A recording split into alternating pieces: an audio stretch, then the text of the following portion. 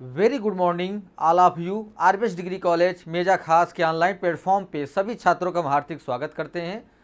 छात्रों, आज जो है बीएससी एजी थर्ड सेमेस्टर के अंतर्गत जो हम सब्जेक्ट लेकर आए हुए हैं वह है environmental studies and disaster management के अंतर्गत जो आपका टॉपिक है जो है वह है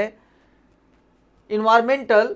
पोल्यूशन एंड मेरीन पोल्यूशन जो है। ठीक है, इसका अर्थ यह है छात्रों जो है कि पर्यावरण प्रदूषण, समुद्री प्रदूषण जो है किस तरीके से जो है समुद्र हमारा प्रदूषित हो रहा है और उसका अच्छे तरीके से न प्रबंधन किया जा रहा है और न ही उसे शुद्ध किया जा रहा है, क्योंकि समुद्र इतना विशाल है छात्रों जो है कि उसे साफ करना बहुत ही एक कठिनाई वाला कार्य है छात्रों जो है। तो इस वजह से हमारा समुद्री प्रदूषण जो है किस तरीके हो रहा है और हमारे समुद्र के अंदर जो जीव जंतु हैं वो किस तरीके अपनी जो है क्रिया को जो है अपना संपूर्ण कार्य को कर रहे हैं और किन परिस्थितियों में कर रहे हैं, आज हम जो है आपको इस टॉपिक के अंतर्गत अध्ययन करवाएंगे छात्रों जो है। ठीक है, आइए स्क्रीन पर चलते हैं।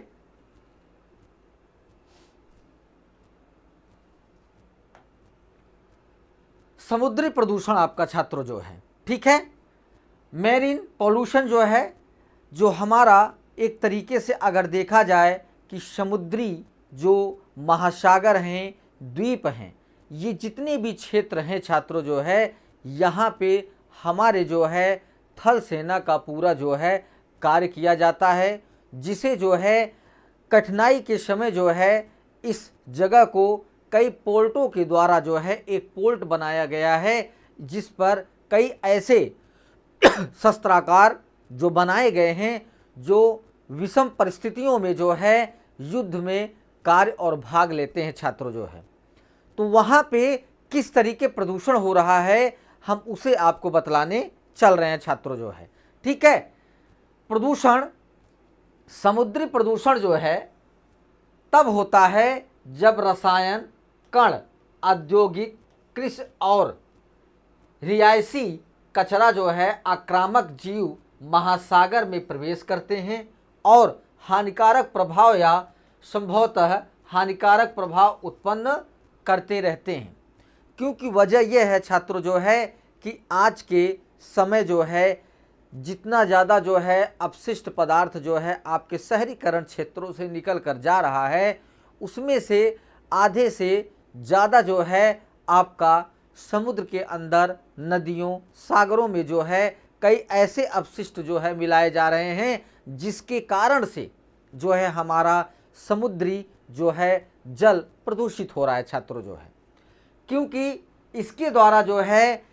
कई प्रकार के रसायन हमारे समुद्री जो है जल में मिल रहा है। आपके कई ऐसे कण होते हैं जो बहुत ही ठोस अवस्था में होते हैं, जिसके जल के संपर्क आने पर जो है कई प्रकार की उत्सर्जित क्रियाएं करके जो है कोई विषाक्त पदार्थ जो है छोड़ते रहते हैं, जिससे हमारा समुद्री जल जो है प्रदूषित होता रहता है। तो फिर यही कारण है जो है कि जो हमारी रिहायशी कचरा है, आक्रामक जीव जो महासागर में प्रवेश करते हैं, जिसके कारण से हमारा समुद्री प्रदूषण जो है बढ़ रहा है छात्रों जो है। जो हमारे समुद्र के अंदर जीव जंतु जो अपने जीवन को जो है एक तरीके से क्रियाविधि में ला रहे हैं या अपना जीवन चक्र पूरा कर रहे हैं, उन्हें बड़ी कठिनाई होती है अपने जीवन चक्र को पूरा करने के लिए। तो कभी कभी ऐसा भी होता है कि इतने विषाक्त पदार्थ जो है उस जल में, समुद्री जल में मिल जाते हैं, जिससे जो अंदर जो है जीव रहते हैं जल के नीचे जो है वो धीरे धीरे मरकर ऊपर आ जाते हैं और वो जल को प्रदूषित करते रहते हैं। तो फिर उसके बाद समुद्री प्रदूषण के ज़्यादातर स्रोत थल आधारित होते हैं। प्रदूषण अक्सर कृषि अपवाह या वायु अपवाह से पैदा हुए कचरे जैसे अस्पष्ट स्रोत से होता है, जिससे आपका समुद्री प्रदूषण जो है बढ़ता है और प्रभावित होता है छात्रों जो है। फिर उसके बाद कई असामर्थ्य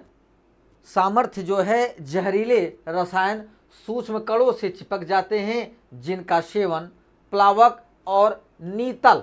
मतलब समुद्र जल के नीचे जो जीव रहते हैं, जीव समूह जंतु रहते हैं, वो जो है इस जहरीले रसायन सूक्ष्म कणों से चिपक जाते हैं, जिससे उनकी मृत्यु हो जाती है। और जब मृत्यु हो जाती है तो उनका जो शारीरिक बनावट है वो धीरे धीरे जल के ऊपर आ जाता है और उसमें कई प्रकार के कीड़े मकोड़े उत्पन्न होते हैं, जिससे आपका समुद्री जल प्रदूषित हो जाता है। फिर उसके बाद जिनमें से ज़्यादातर तलछट या फिल्टर फीडर होते हैं, इस तरह जहरीले तत्व समुद्री पदार्थ क्रम में अधिक जो है गाढ़े हो जाते हैं, जिससे आपका जो है समुद्र जल जो है मोटा हो जाता है, जिससे जीव अपना जीवन चक्र अच्छे तरीके से पूरा नहीं कर पाते हैं। तो इसी कारण से कि जो भी समुद्री प्रदूषण जो है कई माध्यम के द्वारा जो है जल प्रदूषित हो रहा है, उसका नियंत्रण करना बहुत ही आवश्यक है छात्रों। फिर उसके बाद कई कण भारी ऑक्सीजन का इस्तेमाल करते हुए रासायनिक प्रक्रिया के जरिए मिश्रित होते हैं और इससे खाड़ियाँ ऑक्सीजन रहित हो जाती हैं। जो आपकी खाड़ियाँ हैं वहाँ पे अगर भारी ऑक्सीजन का इस्तेमाल करते हुए रासायनिक प्रक्रिया में अगर वो मिश्रित होते हैं, जो है वहाँ के जो जीव जंतु हैं, फिर उन्हें जो है खाड़ियों में जो है ऑक्सीजन की कमी आ जाती है, जिससे वहाँ पर जो तलछटी पर जो हमारे जीव वहाँ पे उपस्थित हैं वो धीरे धीरे होता क्या है कि उनकी जीवन नष्ट हो जाते हैं। फिर उसके बाद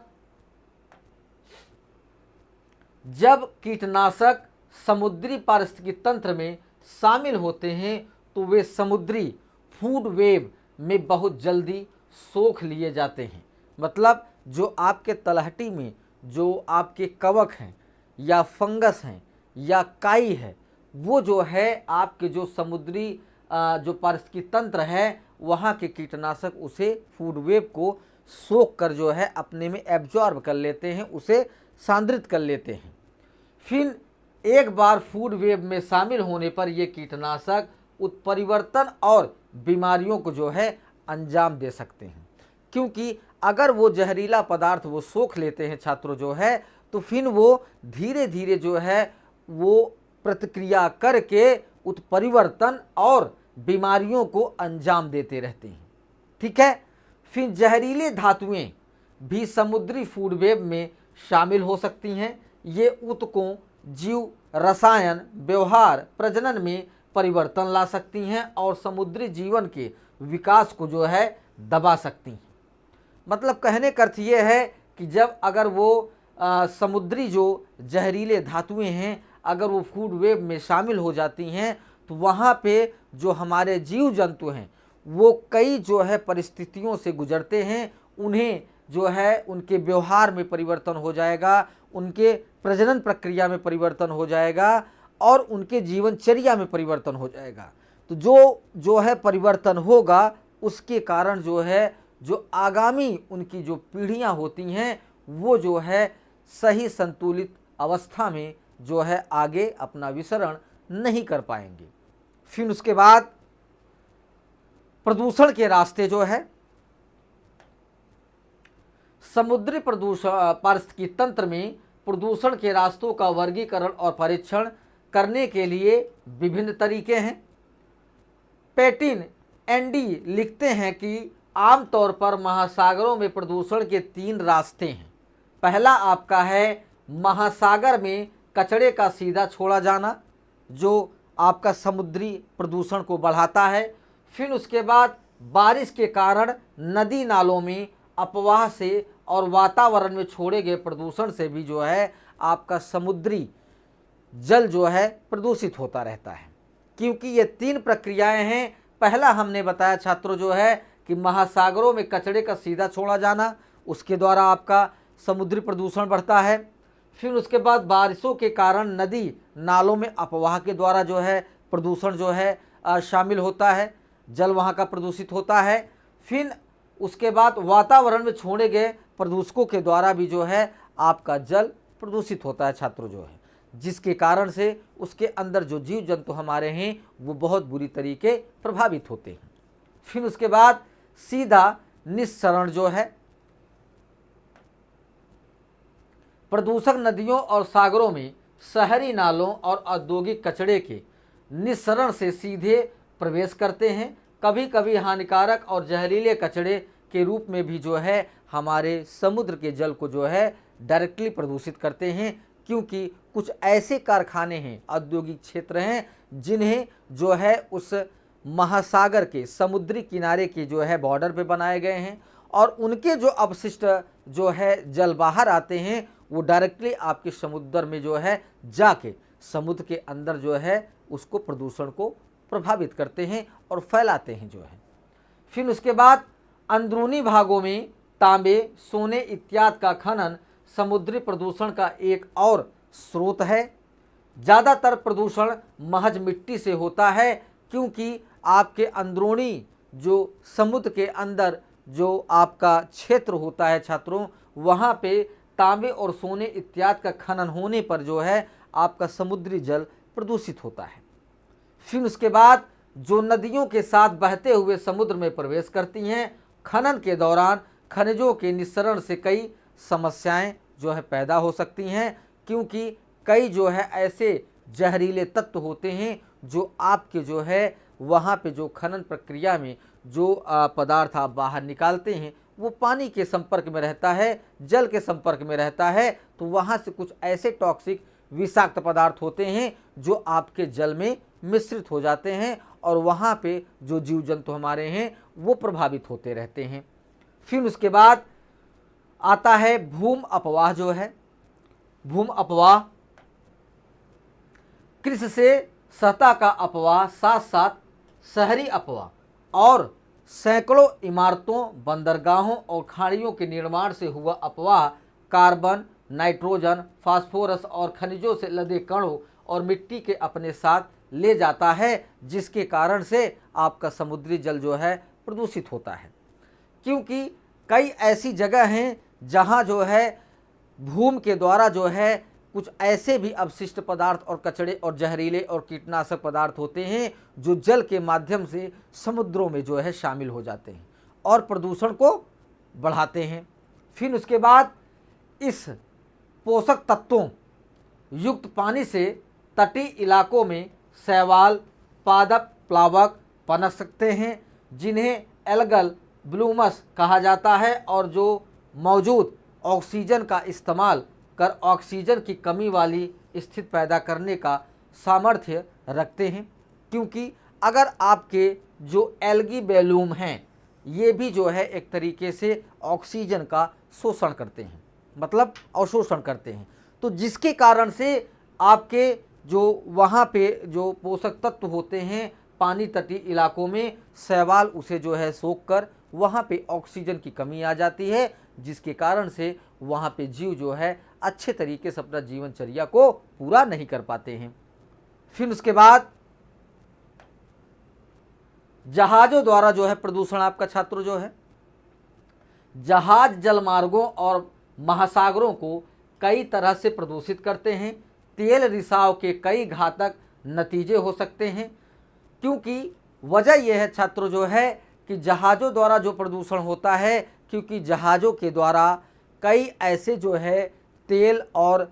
गैसी अवस्था में पदार्थों को ले जाया जाता है, जिसके उसके रिसने से उस समुद्र जल में मिल जाते हैं और वहाँ पे प्रदूषण को फैलाते हैं।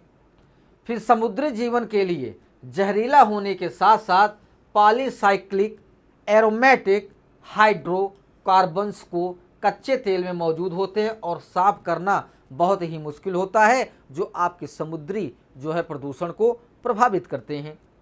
और यह कई सालों तक तलछट और समुद्री वातावरण में बने रहते हैं, जिसके कारण से जो है वहाँ पे जो जीव जंतु हैं वो उस प्रदूषण से जो है उनका जीवन चक्र जो है खत्म हो जाता है और वहाँ पे मर जाते हैं वो।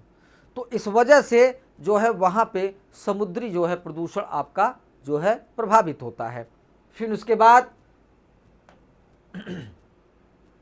मालवाहक जहाज़ों द्वारा कूड़ा कबाड़ का छोड़ा जाना बंदरगाहों, जलमार्गों और महासागरों को प्रदूषित कर सकता है और कई बार पोत जानबूझकर अवैध कचरे को जो है छोड़ते हैं, जिससे आपका समुद्री प्रदूषण जो है बहुत ही ज़्यादा प्रभावित होता है, क्योंकि आपके जो भी मालवाहक जहाज़ होते हैं उसमें अवशिष्ट पदार्थ जो है ज़रूर निकल के आता है। और करते क्या है, वहाँ के जो भी वर्कर होते हैं या कर्मचारी होते हैं उसी जो है पोत पर जो है उसे छोड़ देते हैं, जिसके कारण से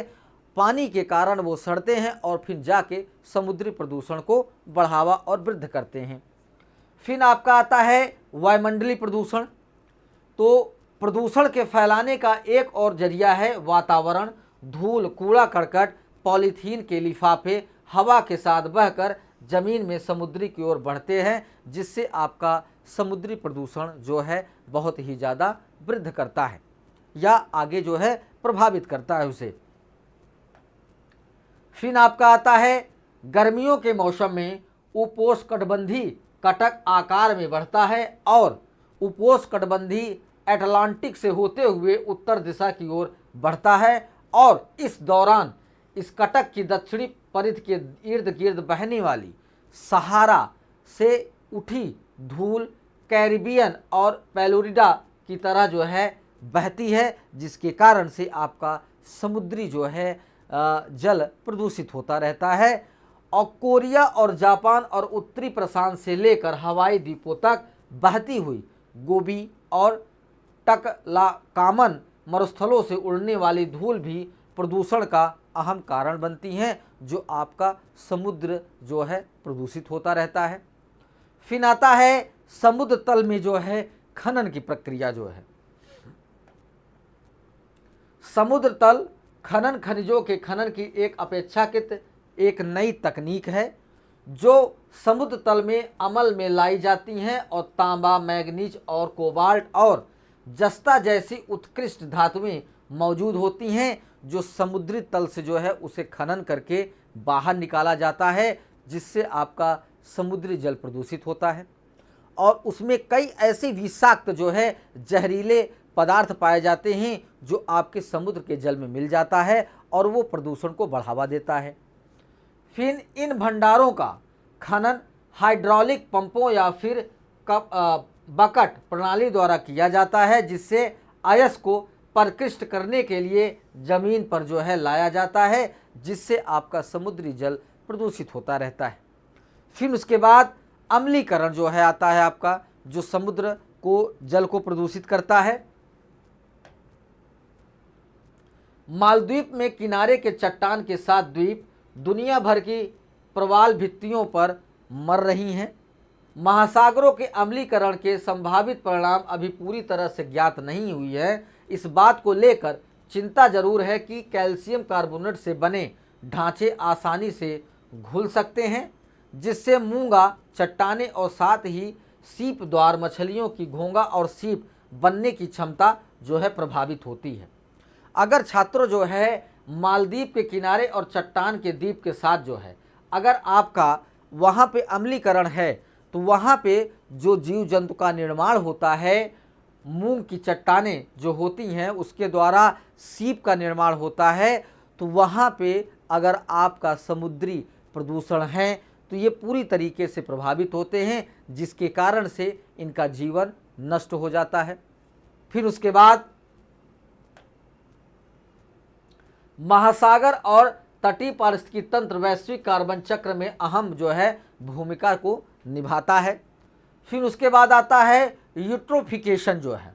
यूट्रोफिकेशन पारिस्थितिकी तंत्र में रासायनिक पोषक तत्वों का बढ़ना है, खासकर वो यौगिक पदार्थ जिनमें नाइट्रोजन और फास्फोरस होता है। ये पारिस्थितिकी तंत्र की मूलभूत उर्वरता को जो है बढ़ा सकते हैं। अगर आपका जो है जल प्रदूषित नहीं है तो वहाँ पे जो यूट्रोफिकेशन है जो है ये पारिस्थितिकी तंत्र के यौगिकों से मिलकर जो है आपके नाइट्रोजन फास्फोरस की पारिस्थितिकी तंत्र में मूलभूत उर्वरक को बढ़ाते हैं और उनकी वृद्धि करते हैं। फिर उसके बाद पौधों का अत्यंत बढ़ना और क्षय होना और साथ ही ये ऑक्सीजन की कमी